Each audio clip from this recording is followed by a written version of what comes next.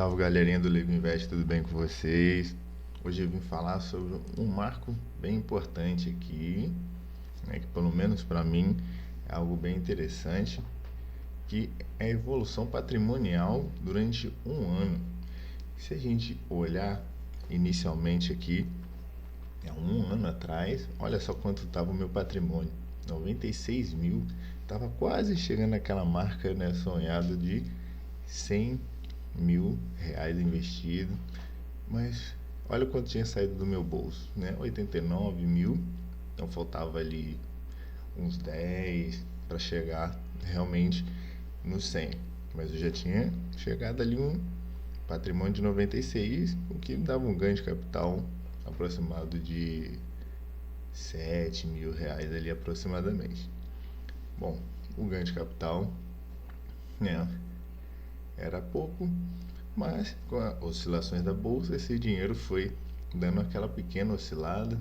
Depois, conforme foi passando os dias, né, e os meses, eu consegui chegar finalmente, né, uns 3 meses depois, no nosso tão sonhado 100 mil reais. E assim, de lá para cá, foi crescendo. Vejam que nessa época a bolsa estava em alta, fui para 111 no mês seguinte, foi para 114, foi 119, 120. Porém, no início do ano, se a gente parar e pensar, a minha carteira meio que andou de lado, né? Se a gente pensar que aqui foram tendo grandes saldos, a carteira acabou andando de lado. E o porquê disso? Primeiro, a gente tem que pensar que final de ano, meio de ano, a gente geralmente recebe 13º, recebe algumas outras oportunidades que acabam surgindo. Então você começa a aportar um pouco mais, né, dependendo das oportunidades que tem ali ao longo do final do ano. Se vocês perceberem, foi praticamente aqui para final de ano que começa a surgir 13º, PIS e coisas assim, que a gente acaba colocando um dinheirinho a mais ali nos investimentos. E outro detalhe, galera, que pode ser a bolsa. A bolsa, nesse momento, ela estava em alta. Vejam que o patrimônio, né, o ganho de capital estava ali entre 5 e 6, né, passou para 8, então já dá uma valorizada boa na carteira.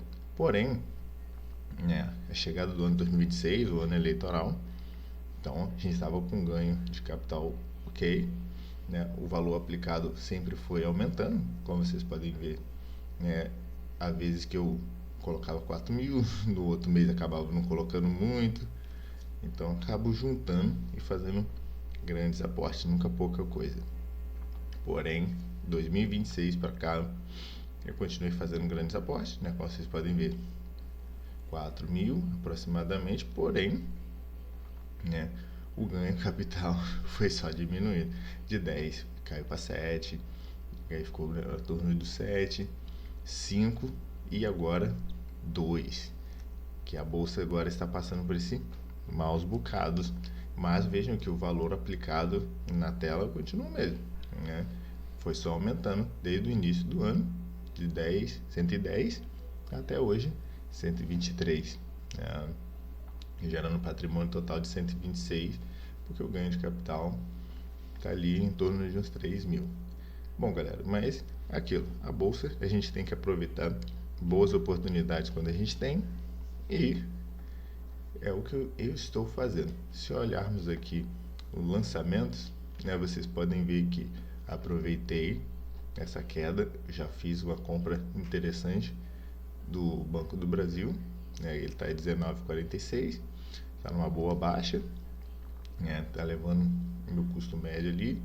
Fiz uma aquisição, né, de cota 123, parcial, né, fracionada.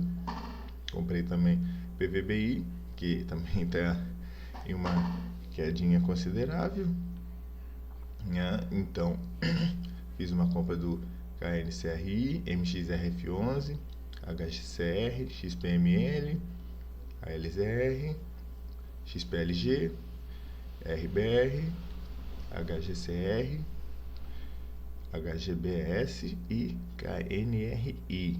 Como vocês podem ver, meu último aporte tinha sido 4 de maio. Eu não tinha um tempo, fui juntando esse dinheiro e fui fazendo um aporte, aproximadamente 4 a 5 mil reais de aporte aqui.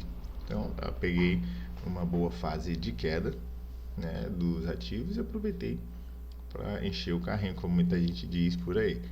Então, por que eu escolhi esses? São ativos que eu confio e estão baratos. Porém, tem outros ativos que eu tenho em carteira que, como vocês podem ver, não está aqui. O CPTS 11 e o VGHF 11, eles estão em queda e são ativos que eu venho tendo problemas. Olhando aqui na nossa carteira, de modo geral, dos FIIs, vocês podem ver que eu tenho 13 ativos, é onde está alocada a maior parte do meu patrimônio, né?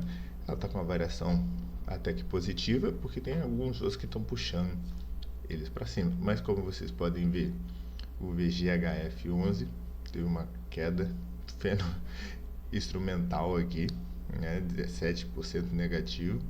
Então, o valor médio que eu tinha comprado ele foi 7,21 e hoje ele está na casa dos 5,98. Então, não estou comprando mais, deixo ativo aqui, porque se eu vendê-lo, aí sim eu realizo esse prejuízo de ter comprado a esse valor e ter vendido a outro. Então, torcendo para que ele se recupere, né, para ver o que eu faço, se eu vendo na carteira ou não. Diga aí, vocês também têm o VGHF na carteira de vocês, né, que está sofrendo bastante, e o CPTS. CPTS também, eu comprei ele a um custozinho até que barato, né, na época, mas ele também teve uma quedinha considerável em uns tempos para cá. Então são dois que eu parei de aportar, não tenho comprado mais, estou focando, né, o dinheiro que eu compraria no Banco do Brasil, embora ele esteja uma rentabilidade ruim aqui, né, eu estou pensando em aumentar minha posição, né, eu venho comprando cada vez mais, sempre que possível, o Banco do Brasil, né, afinal de contas é um banco, né, o banco principal do nosso país, então tenho preferido investir mais nele. A CEMIG eu estou estudando há muito tempo, então estudando outras ações que eu possa comprar, que futuramente, ao chegar a uma certa rentabilidade de fundos, pretendo começar a fazer essa alocação de patrimônio para outros locais. Não sei se no momento vai ser ações, se serão ETFs, porque eu tenho alguns, eu tenho intenção de aumentar minha posição. Não sei se internacionais, tenho alguns, mas é muito pouco, né? Eu praticamente nem mexo neles, deixo eles lá rendendo, os dividendos pingando, são poucos centavos de dólar, mas deixo eles rendendo e quando eu vejo uma boa oportunidade, transfiro o dinheiro em dólar, porque a gente acaba perdendo dinheiro no câmbio também e coloco lá na corretora. Já os ETFs aqui, que se espelham nesses próprios ETFs aqui, né, mais representados aqui no Brasil, eles também estão com uma rentabilidade boa, né? Vejo que o preço médio na época foi 49, teve um ganho capital de 3, e esse aqui também foi um ganho capital ali aproximadamente de talvez 5,74%. Eu ia falar o número aqui ao certo, mas agora não me veio a conta matemática ao certo. Então, o Tesouro Direto, outro que eu também não tenho investido mais, deixei parado o valor só para fazer um pequeno teste, e a renda fixa continua lá variando. Também não tenho intenção de colocar muito mais dinheiro, né, no CDB, né, ainda estudando o que eu possa fazer, se uma caixinha ou algo do tipo, que eu possa fazer conforme eu chegar os proventos que eu quero. Bom, se eu for olhar os proventos desse mês, ainda não fecharam, ainda tem alguma coisa para receber, cerca ali de 225, mas os 679 vai dar um total de 905 provisionados até então. Lembrando que mês passado ficou 868 né? E se a gente for olhar aqui, né, quem está me pagando cada um, a gente vê a porcentagem aqui que cada um. HLG é o que mais está me pagando, 13% aproximadamente, MX 10%, KNCR 11%, XPML, né? E os demais conforme a posição que eu tenho em cada um. Se a gente for olhar, né, o próprio VGHF ainda está aqui no meio e CPTS, então numa certa posição ali, pagando praticamente o similar a uma renda fixa, né?